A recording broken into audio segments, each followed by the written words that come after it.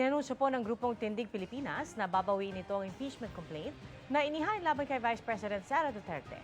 Sabi ng grupo na petitioner ng ikalawang impeachment complaint laban sa Vice Presidente, nagdesisyon silang suportahan ang ikatlong impeachment complaint na naglalaman ng kaparehong mabibigat na alegasyon at matibay na ebidensya, gaya po ng kanilang inihain. Ang pagsama-samaan nila ng suporta sa ikatlong reklamo ay magpapatibay ng kanilang posisyon at makatutulong para umusad ang kaso sa Senate Impeachment Court. Sabi ng grupo, bukas nila formal na babawiin ang reklamo, kasabay ng pagtalakay ng House Justice Committee sa mga impeachment complaint. Ang babawiing reklamo ay inihain ng ilang individual, civil society at religious groups kabilang sina Kiko Aquino D. at dating Peace Secretary Ying Deles. Inendorso ito ni Mamamayang Liberal Party List Representative Laila de Lima at Akbayan Party List Representative Percy Sandanya.